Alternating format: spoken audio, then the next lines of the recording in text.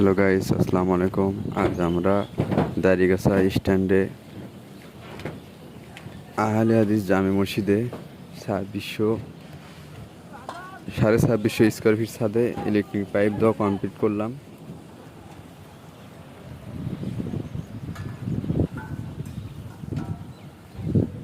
এখানে AC, solar, IPS সব পয়েন্টই সংযুক্তভাবে কাজ করা হবে।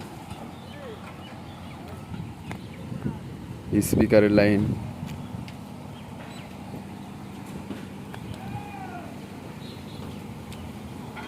প্রজেক্টরের কাজও করা আছে।